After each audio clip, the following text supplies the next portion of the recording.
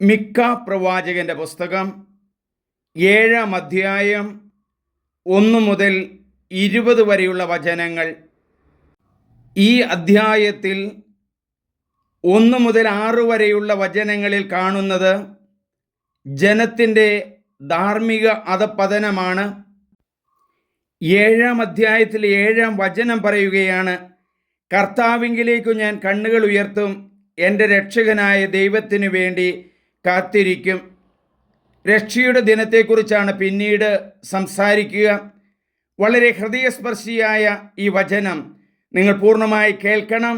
ദൈവം നിങ്ങളെ അനുഗ്രഹിക്കും. രക്ഷകൻ നിങ്ങളുടെ അരികിലേക്ക് വരുന്നു. ജനത്തിൻ്റെ ധാർമ്മിക അധപതനം. എനിക്കു കഷ്ടം, ഗ്രീഷ്മകാല ഫലങ്ങൾ ശേഖരിക്കുകയും മുന്തിരിപ്പഴങ്ങൾ പറിക്കുകയും ചെയ്തതിനു ശേഷം കാര പെറുക്കുന്നവനെ പോലെ ആയിരിക്കുന്നു ഞാൻ. തിന്നാനൊരു മുന്തിരിക്കൊലയോ അത്തിയുടെ അഭികാമ്യമായ കടിഞ്ഞൂൽ ഫലങ്ങളോ ഇല്ല. ദൈവഭക്തരായവർ ഭൂമുഖത്ത് നിന്ന് അപ്രത്യക്ഷരായിരിക്കുന്നു. മനുഷ്യരുടെ ഇടയിൽ സത്യസന്ധരായ ആരുമില്ല. അവരെല്ലാവരും രക്തത്തിനു വേണ്ടി പതിയിരിക്കുന്നു. ഓരോരുത്തരും സഹോദരനെ കൊടുക്കാൻ വലവിരിക്കുന്നു. തിന്മ പ്രവർത്തിക്കാൻ അവർ ഉത്സാഹത്തോടെ കൈ നീട്ടുന്നു. രാജാവും ന്യായാധിപനും കൈക്കൂലി ആവശ്യപ്പെടുന്നു. ഉന്നതന്മാർ ദുരാഗ്രഹങ്ങൾ വെളിപ്പെടുത്തുന്നു. അങ്ങനെ അവർ ഒരുമിച്ച് അത് നെയ്തെടുക്കുന്നു. അവരിൽ ഏറ്റവും ഉത്തമൻ ഒരു മുൾച്ചെടി പോലെയും ഏറ്റവും സത്യസന്ധൻ ഒരു മുള്ളുവേലി പോലെയുമാണ്. അവരുടെ കാവൽക്കാരൻ അറിയിച്ച ദിനം, ശിക്ഷയുടെ ദിനം വന്നു കഴിഞ്ഞു. അവർക്ക് സംഭ്രാന്തിയുടെ സമയമായി. അയൽക്കാരനെ വിശ്വസിക്കരുത്, സ്നേഹിതനിൽ വിശ്വാസം അർപ്പിക്കരുത്. നിന്റെ മടിയിൽ ശയിക്കുന്നവളുടെ മുൻപിൽ അധര കവാടം തുറക്കരുത്. പുത്രൻ പിതാവിനോട് നിന്ദയോടെ വർത്തിക്കുന്നു. മകൾ അമ്മയ്ക്കും മരുമകൾ അമ്മായിയമ്മയ്ക്കും എതിരെ നിലകൊള്ളുന്നു. സ്വന്തം കുടുംബത്തിലെ അംഗങ്ങൾ തന്നെ ഒരുവന് ശത്രുക്കളായി തീരുന്നു. എന്നാൽ ഞാൻ കർത്താവിങ്കിലേക്ക് കണ്ണുകൾ ഉയർത്തും, എൻ്റെ രക്ഷകനായ ദൈവത്തിനു വേണ്ടി ഞാൻ കാത്തിരിക്കും. എൻ്റെ ദൈവം എൻ്റെ പ്രാർത്ഥന കേൾക്കും. രക്ഷയുടെ വാഗ്ദാനം. എൻ്റെ ശത്രുക്കളെ എന്നെക്കുറിച്ച് ആഹ്ലാദിക്കേണ്ട. വീണാലും ഞാൻ എഴുന്നേൽക്കും. ഞാൻ ഇരുട്ടിലിരുന്നാലും കർത്താവ് എൻ്റെ വെളിച്ചമായിരിക്കും. അവിടുന്ന് എനിക്ക് വേണ്ടി വാദിക്കുകയും എനിക്ക് നീതി നടത്തി തരികയും ചെയ്യുന്നതുവരെ ഞാൻ കർത്താവിൻ്റെ രോഷം സഹിക്കും. ഞാൻ അവിടത്തേക്ക് എതിരായി പാപം ചെയ്തു പോയി. അവിടുന്ന് എന്നെ വെളിച്ചത്തിലേക്ക് നയിക്കും. ഞാൻ അവിടുത്തെ രക്ഷ ദർശിക്കും. എൻ്റെ ശത്രുക്കൾ അത് കാണും. നിന്റെ ദൈവമായ കർത്താവ് എവിടെയെന്ന് ചോദിച്ചവളെ ലജ്ജ മൂടിക്കളയും. തെരുവിലെ ചെറുപോലെ അവൾ ചവിട്ടി തേക്കപ്പെടും.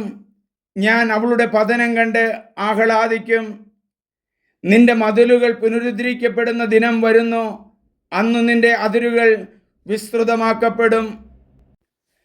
അസ്രിയ മുതൽ ഈജിപ്ത് വരെയും, ഈജിപ്ത് മുതൽ നദി വരെയും, കടൽ മുതൽ കടൽ വരെയും, പർവ്വതം മുതൽ പർവ്വതം വരെയുമുള്ളവർ അന്ന് നിന്റെ അടുക്കൽ വരും. എന്നാൽ അന്ന് ഭൂമി അതിലെ നിവാസികൾ നിമിത്തം അവരുടെ പ്രവൃത്തികളുടെ ഫലമായി ശൂന്യമായി തീരും.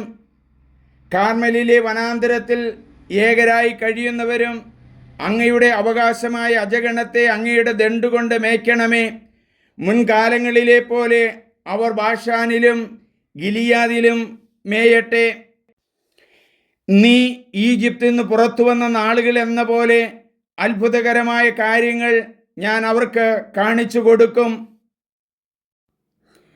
ജനതകൾ അത് കണ്ട് തങ്ങളുടെ ശക്തിയെക്കുറിച്ച് ലജ്ജിക്കും. അവർ വായ് പൊത്തും, അവരുടെ കാതുകൾ ബധിരമാകും. സർപ്പങ്ങളെ പോലെ, ഭൂമിയിൽ ഇഴയുന്ന ജീവികളെ പോലെ അവർ പൊടി നക്കും. ശക്തിദുർഗങ്ങളിൽ നിന്ന് അവർ വിറപൂണ്ട് ഇറങ്ങി വരും.